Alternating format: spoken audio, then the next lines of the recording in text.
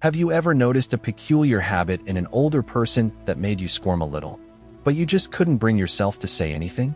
It's a common, unspoken dilemma we all face. As we age, our bodies and minds change in ways we don't always notice, and sometimes, these changes lead to habits that can make others uncomfortable. These aren't malicious behaviors. They're often just a side effect of getting older. Before we begin, I would appreciate it if you like this video. You can help me continue to spread the old age lesson. If you haven't subscribed yet, I recommend you subscribe and turn on the bell so you don't miss any videos.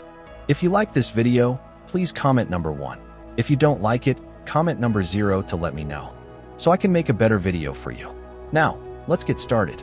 In this video, we're going to explore 12 of these ugly habits, not to shame anyone, but to understand them and, perhaps, to help us all age with a little more grace and self-awareness. Have you ever been in a small room with an older person and caught a distinct, musky scent you couldn't quite place? It's a bit of a mystery, isn't it?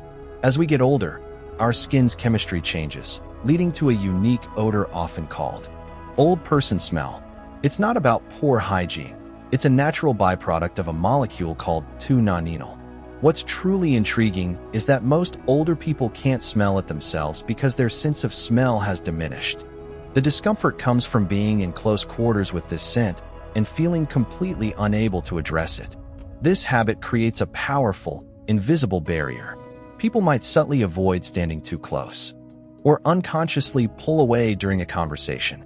It's a silent reaction to a silent problem, creating an awkward distance that no one ever talks about. You find yourself in a situation where you feel a sense of unease, but you have no socially acceptable way to explain it. The silence around this topic is what makes it so uncomfortable. You're left to navigate your own feelings of discomfort while the other person remains blissfully unaware. This can lead to a sense of mutual misunderstanding, where one person feels a vague social isolation, and the other feels a silent tension. It's a fascinating, if a little unpleasant, aspect of human social dynamics. This pervasive discomfort can be a major source of stress in social situations. You might feel guilty for feeling this way, yet you also can't ignore the physical sensation. This internal conflict is what makes the habit so difficult to handle. And it's a perfect example of a problem that's widely felt but rarely, if ever, spoken about openly. Have you ever been on the receiving end of a stare that just won't break? You know, the kind where an older person looks at you with an intense focus that makes you feel like a bug under a magnifying glass. This unwavering gaze isn't meant to be threatening. Often, it's a result of a slowed cognitive process, where they're taking a moment longer to process the world around them. Or perhaps they're simply lost in thought, and you just happen to be the object their eyes landed on. The discomfort comes from the feeling of being scrutinized. We're all wired to make brief eye contact and then look away. So when the gaze persists, it can feel invasive and unnerving. It makes you wonder, is there something wrong with me? Am I being judged? This sense of vulnerability can be very unsettling. This silent habit leaves you feeling exposed and seen in a way you didn't ask to be. You may feel a need to break the tension by smiling or looking away, but when the gaze persists, it can feel like a strange, unspoken challenge. This is a powerful reminder of how different generations interpret social cues, where a simple lack of awareness from one person can create significant discomfort for another. The awkwardness of this situation can lead to you avoiding eye contact with the person in the future, creating a sense of distance and preventing any meaningful interaction. It's a subtle but powerful social deterrent that leaves both parties feeling confused and disconnected, highlighting the communication breakdown that can happen with age. Are you married? When are you having kids? What do you do for a living that pays so little? Ever been cornered by a series of questions like these?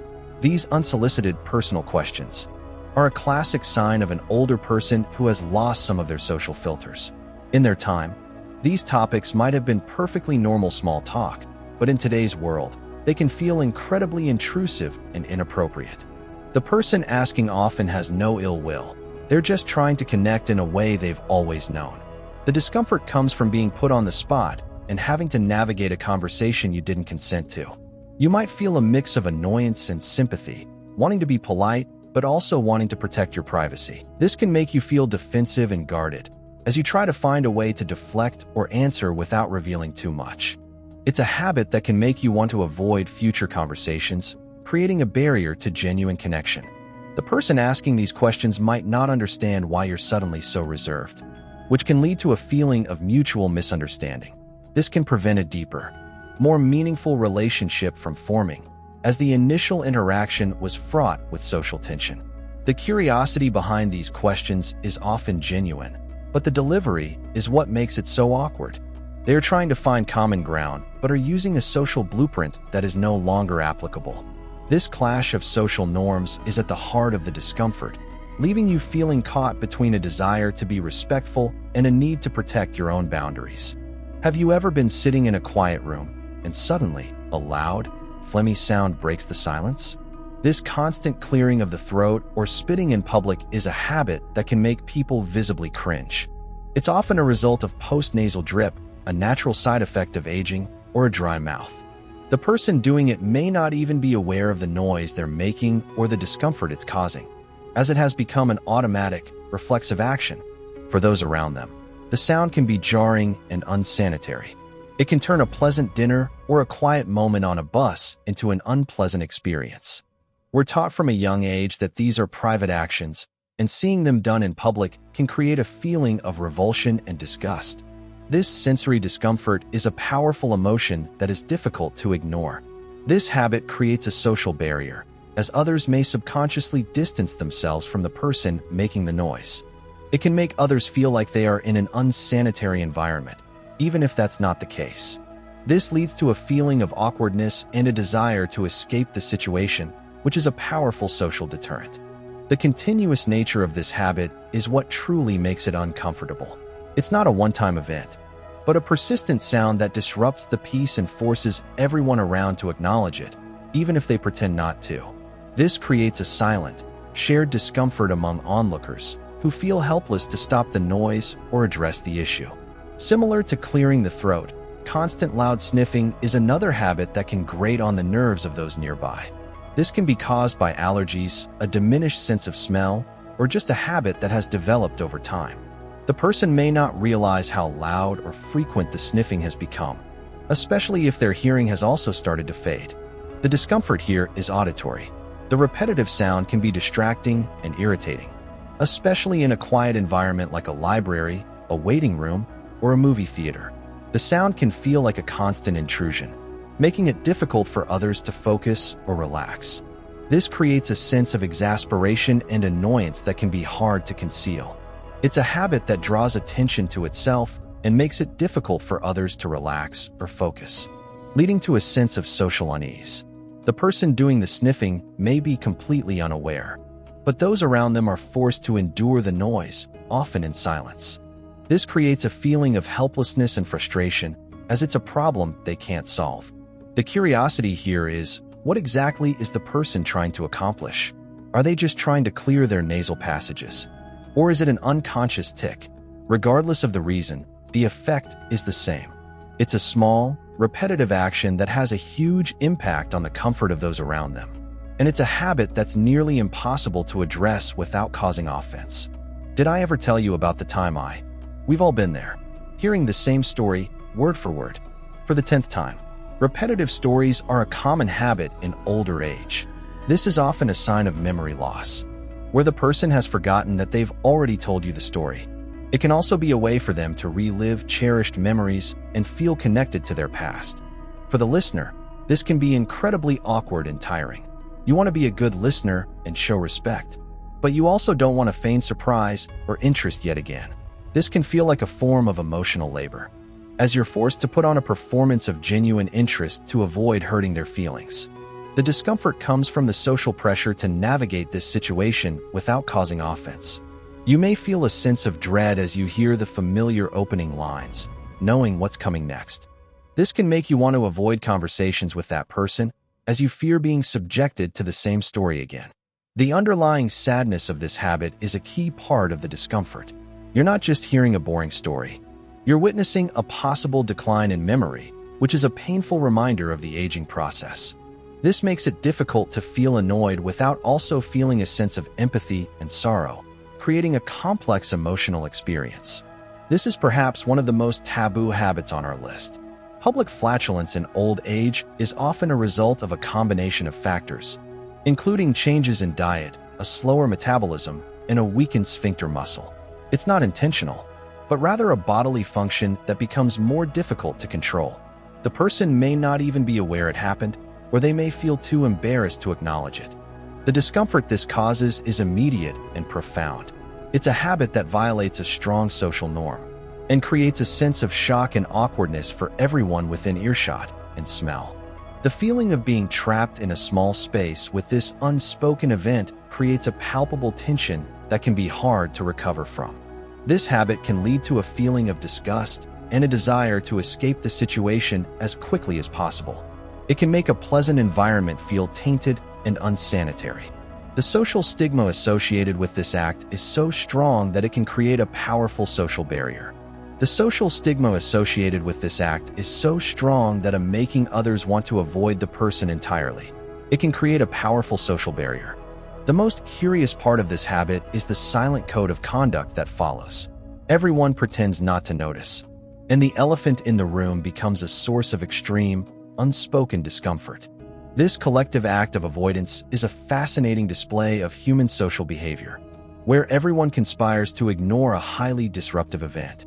Have you ever had an older person lean in too close during a conversation, or touch you on the arm or shoulder without a second thought?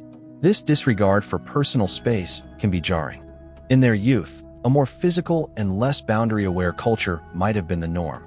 Also, with a diminished sense of hearing, they might feel the need to be closer to hear you better. The discomfort comes from the invasion of your personal bubble. It can feel like a violation of your autonomy and can make you want to physically recoil. This creates a feeling of unease and vulnerability, as you are forced to interact at a proximity you're not comfortable with.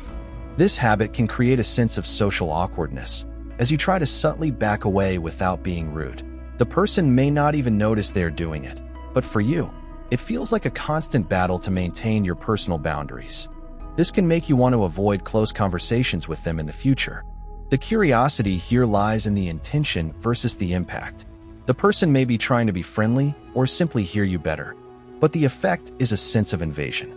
This mismatch of intention and impact is what makes the habit so difficult to navigate, as you can't be sure if you're overreacting or if your boundaries are truly being disrespected. This one is a classic. Open-mouth chewing or general messy eating can be a result of weakened jaw muscles, poor fitting dentures, or a simple loss of awareness. The person may not realize they are making loud chewing noises or are showing you the contents of their mouth. It's a habit that is often just a byproduct of physical changes. For those watching, this can be a huge turnoff and can ruin an appetite. The sound and sight of someone chewing with their mouth open is something we're taught is impolite from childhood. It creates a sense of revulsion and makes a shared meal, which is supposed to be a time of connection, feel like a test of endurance. The discomfort is both auditory and visual. The sound of chewing can be distracting and unpleasant, while the sight can be a powerful deterrent to enjoying your own meal. This habit can make you want to avoid eating with that person, as you know you will be subjected to an unpleasant experience. The most curious part of this habit is the societal pressure to ignore it. We're taught that it's rude to point out someone's messy eating, so we're forced to sit in silence and endure the discomfort. This creates a fascinating social dynamic where a simple lack of awareness from one person can make an entire table of people feel awkward and uneasy. This is another one of those habits that is a clear violation of a social norm. Picking the nose or ears in public is often done without thought, and the person may not even realize they are doing it. It can be a nervous habit or a response to a physical discomfort that they are trying to fix. With a diminished sense of self-awareness, they may not realize that they are in public. The discomfort this causes is a mix of disgust and embarrassment. It's an act that feels private, and seeing it done openly makes you feel uneasy. It's a habit that makes you want to look away, but also makes you wonder if you should say something, which is a social minefield. This habit can create a sense of social awkwardness that is hard to shake. It can make you feel like you are in an unsanitary environment, even if that's not the case. This can lead to a desire to distance yourself from the person, as you feel a sense of revulsion that is hard to ignore. The curiosity here is how quickly a simple act of self-grooming can become a source of profound social discomfort. It's a powerful reminder of the invisible social rules we all follow, and how quickly those rules can be broken without malicious intent. The result is a feeling of unease that is difficult to explain but universally understood. Kids these days, back in my day, or a sudden, inappropriate political rant.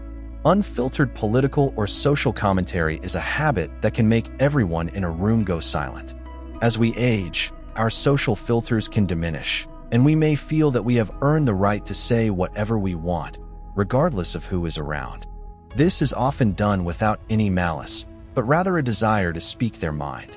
For the people around them, this can be incredibly uncomfortable. You might not agree with their views, or the commentary might be insensitive or bigoted. You're left in a social minefield, trying to figure out how to respond without starting a fight or offending someone. This creates a feeling of tension and anxiety. This habit can turn a pleasant social gathering into a tense and uncomfortable situation.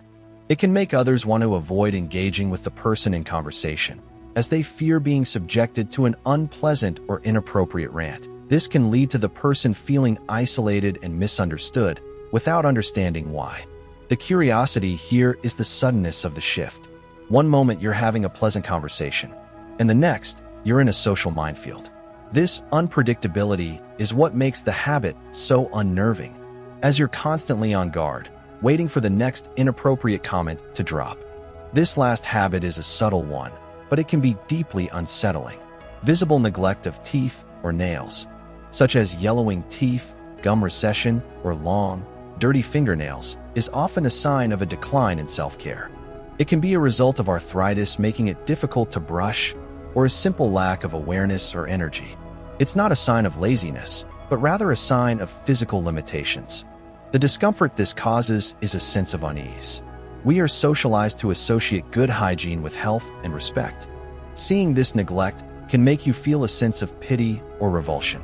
It's a habit that makes you worry for the person and wonder if they are okay, all while feeling a sense of discomfort that you can't quite pinpoint. This can be a difficult habit to address, as it's a deeply personal matter. It can make you feel like you are walking on eggshells, trying to find a way to help without causing offense. This can create a feeling of helplessness and a desire to avoid the person, as you don't know how to navigate the situation. The curiosity here is the internal conflict it creates. You want to feel compassion for the person, but the physical signs of neglect make it difficult. This clash of emotions is what makes the habit so complex and uncomfortable.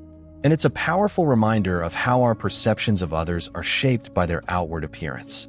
It's clear that aging comes with its own unique set of challenges, not just for the person experiencing them, but for those around them.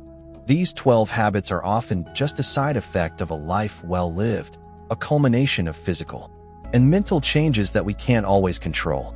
By understanding where these habits come from, we can approach them with a little more empathy and less judgment. The next time you encounter one of these behaviors, maybe you can replace your discomfort with a moment of curiosity, and remember that these are just some of the unspoken realities of growing old. What other habits have you noticed that are rarely talked about? Let us know in the comments below. Thanks for watching. Hit the bell icon for the daily updates. Please do like, subscribe, and share with your friends.